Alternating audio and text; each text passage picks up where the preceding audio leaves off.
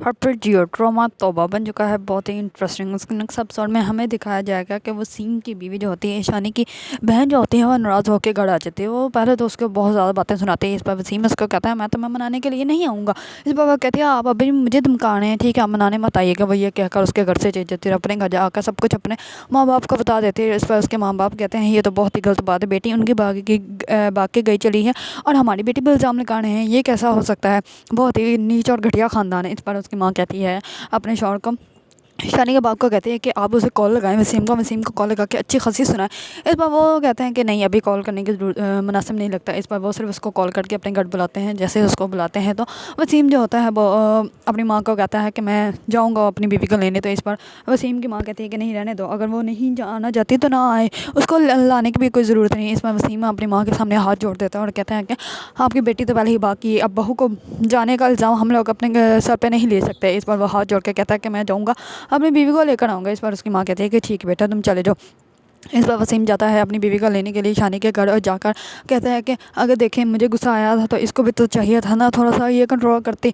अब इसको पता भी था क्या सिचुएशन है, मेरी बहन घर से चली गई थी, मैं कैसे बर्दाश्त कर सकता था। अब गुस्सा तो इंसान को आ ही जाता है ना, तो इसको भी चाहिए था, मुझे समझने की ज़रूरत थी, ये एकदम से कैसे इतना गुस्सा करके मुझे छोड़ के वहाँ से आ सकती थी। इस बार शानी की बहन कहती है कि अगर आपकी बहन भाग गई थी तो इसमें मेरी क्या गलती थी। इस बार उसकी माँ कहती है कि अच्छा बेटा ठीक है, अब वो तुम्हें लेने आया है तो तुम्हें क्या ज़रूरत है दोबारा झगड़ा करने की, तुम जाओ इसके लिए चाय बना के लाओ और उसके बाद कुछ खाने के लिए भी ले आना और फिर रेडी हो जाओ वापस घर जाने के लिए। इस पर वो कहते मैं घर नहीं जाऊँगी। तो इस पर उसकी माँ कहती है कि नहीं बेटा ऐसा नहीं कहते, घर तो तुम्हारा अपना है ना, तुम्हें जाना चाहिए। इस पर वो कहती है कि ठीक है।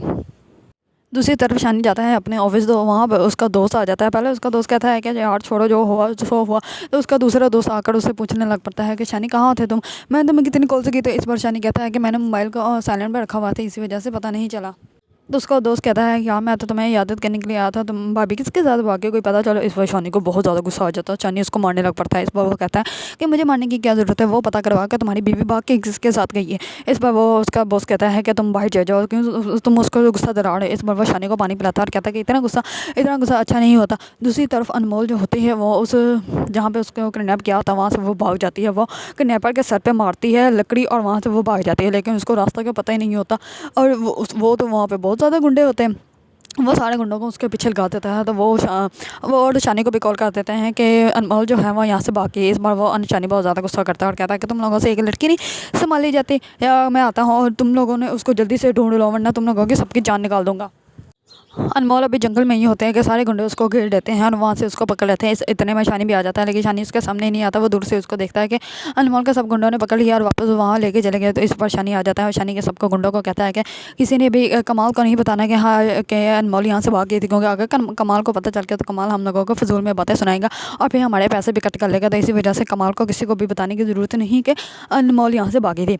दूसरी तरफ अनमोल का बाप उसको ढूंढने में कोई कसर नहीं छोड़ता और ढूंढ ढूंढ के बहुत ज़्यादा परेशान हो जाता है। वो सानिम भी उसको ढूंढ रहा होता है। तो सानिम कहता है कि आपको तो कमाल ने कहा था कि मैं आपकी बुरी मदद करवाऊंगा, लेकिन मुझे नहीं लगता कि कमाल ने हमारी मदद करनी है। इस बार सिद्दीकी कहता है कि नहीं बेटा, कमाल सर ने कहा था कि वो हमारी पूरी मदद करेंगे, मैं उन्हें कॉल करके पूछता हूँ। तो इस बार सानिम को बहुत ज़्यादा गुस्सा आ जाता है। सानिम कहता है कि वो सिर्फ बातें करते हैं और कुछ भी नहीं करना, और मुझे तो लगता है कि ये सब कुछ उन्होंने ही करवाया, क्योंकि देखो पहले भी तो टीचिंग करते थे, उन्होंने 2 बजे तक घर आ जाती थी, अब उन्होंने जानबूझ के उसको जॉब दी और जानबूझ के उसको गिफ्ट देते थे, और अब मुझे लगता है किडनैप ही उन्होंने करवाया। तो इस बार सिद्दीकी कहता है नहीं बेटा ऐसा नहीं कहते, और इतने अच्छे हैं वो क्यों ऐसा करेंगे। इस बार सिद्दीकी कमाल को कॉल करता है, कमाल को कॉल करके कहता है कि आपको अनमोल के बारे में कुछ पता चला। इस पर वो कहता है कि मैंने तो अपने सारे सोर्स लगाए हैं, लेकिन अनमोल के बारे में कुछ नहीं पता चला। अगर मैं आपसे बात करूं तो आप गुस्सा तो नहीं करेंगे। इस पर सिद्दीकी कहता है कि नहीं बेटा करो, आप क्या बात करना चाहते हैं। तो इस पर वो कहता है कि हो सकता है कि अनमोल आप लोगों से नाराज़ होकर चली जाए, गई हो कहीं पे।